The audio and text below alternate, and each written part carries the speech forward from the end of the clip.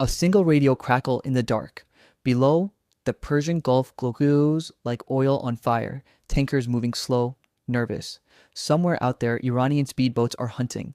They lay mines in secret. They strike at night, then vanish.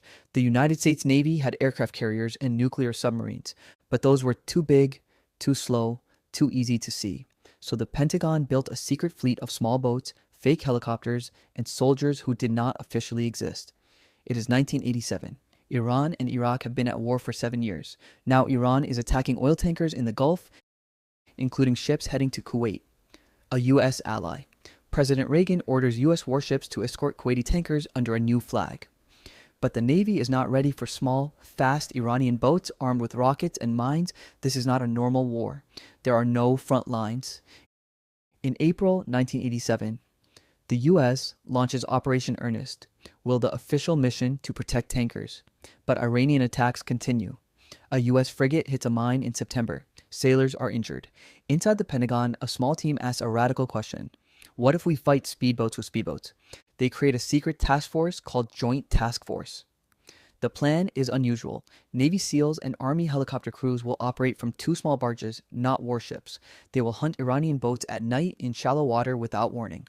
According to declassified U.S. and Army documents, JTF-16AO used modified OH-6 Little Bird helicopters painted black. Pilots flew without lights, using night vision goggles still new to the military.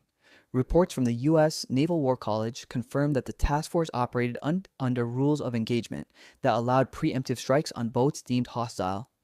There is no footage of most missions. Night operations were not filmed. Some Iranian sources at the time called these attacks state piracy. They alleged that the U.S. fired on civilian fishing boats by mistake. The Pentagon denied this, saying all targets were confirmed hostile. Military historians disagree on how many Iranian boats were sunk. U.S. records claim about 10 to 12. Independent researchers suggest fewer than 5. Source: The Persian Gulf War and Analytical History, 2010. No neutral observers were present. For U.S. soldiers, prime chance meant sleepless nights on cramped barges.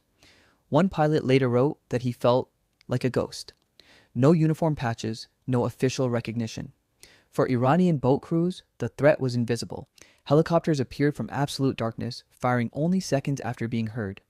Several Iranian survivors later described the sound as a whisper that exploded. No civilian deaths